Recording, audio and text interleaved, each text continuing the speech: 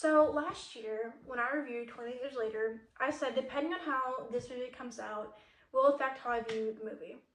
And I'm happy to say that I had a really good time and a better time in the theater with 20 Years Later, The Bone Temple. Now, I want to give two plots for this movie. One for those who have seen it, and one 20 years later, and those who have not seen 20 years later. For those who have not seen 28 Years Later, this is a story about a Satanist cult in a post-apocalyptic world after an outbreak virus 28 years earlier. For those who have seen 28 Years Later, this picks up right where the movie ends, and you follow the group of people you end with at the end of the movie, mainly focusing on a doctor character and that group of characters storyline mainly throughout the entire movie. Let's go ahead and talk about some pros. The first pro I want to give it is the way I distinct it was there was three kind of characters, three different stories that we followed.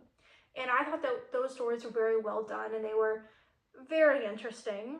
The only one I was a little bit let down or didn't totally love or was a little disappointed with how it ended was the Alpha storyline.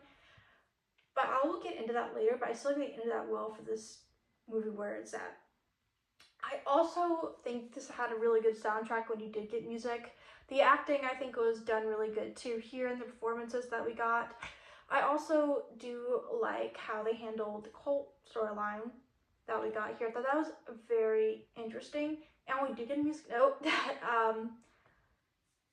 it was there. And there was some points. This movie it's a little bit of a weird movie.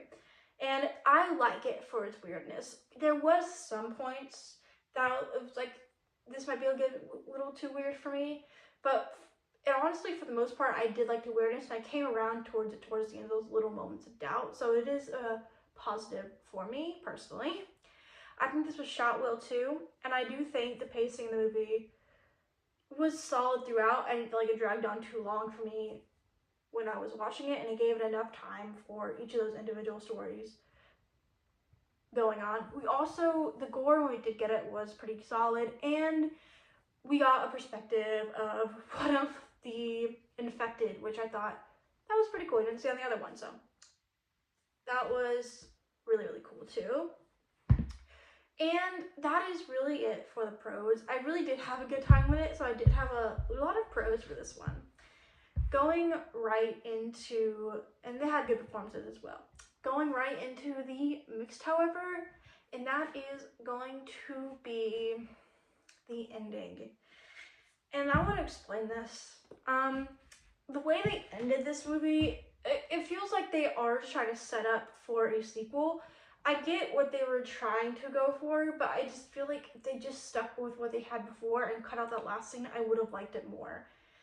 And maybe they started that movie with the next one. They have next one started with that one, maybe a bit better. And I just wasn't a really big fan of it. I just, like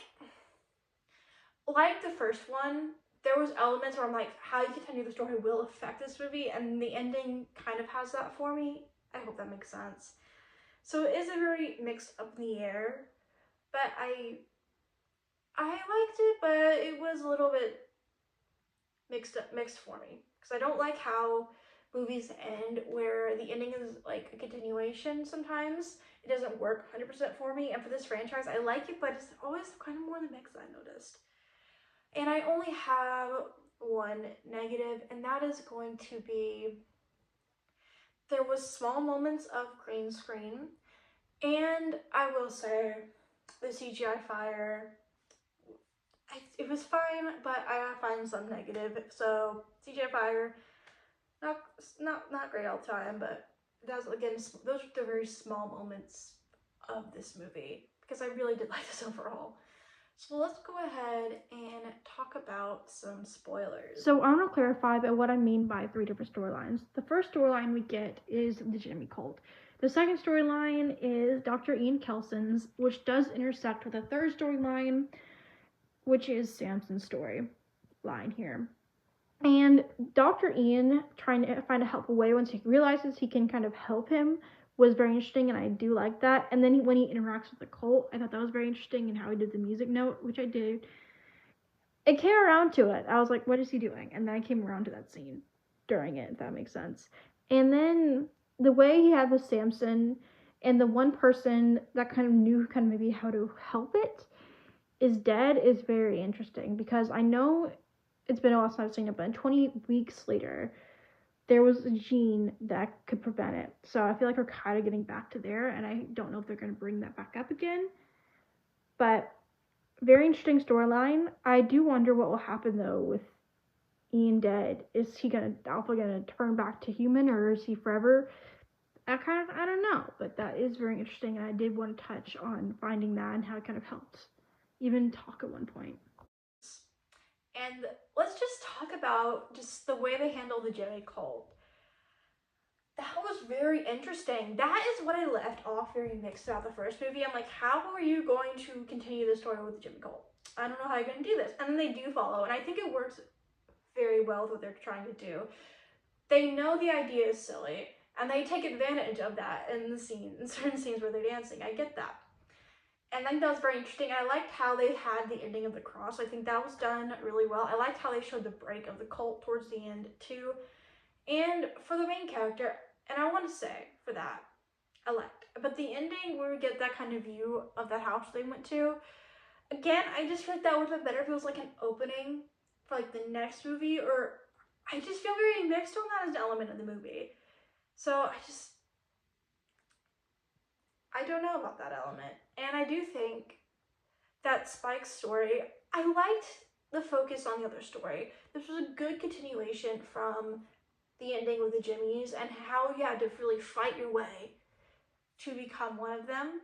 That was something. And the way they handled how they handled what that was like for a kid, and even like that one kid like stepping up for Spike and just trying to help him. To me, that just, I don't know, it's your little differentiation between the Jimmies, and for a storyline I was so mixed about, I had a really good time with. So, overall, I would say this was a very solid movie. I did like it more personally than 28 Years Later. The weirdness I did like of it, this one I liked a bit more than the first one. And I'm very much looking forward to if we get another installment. But again, very mixed on what they'll do with that ending moving forward, how they continue with the story. And this could change again if they do a next one. I feel like so far it's been for me this so far, this franchise, we do get another one. So comment down below your experience with 28 Years Later at the Bowen Temple, and if you're seeing it or want to see it, and comment down below, because next video will be an update ranking of the 28 Days Later franchise, including from 28 Days Later to 28 Years Later, the Bowen Temple. I will see you guys very soon with that ranking.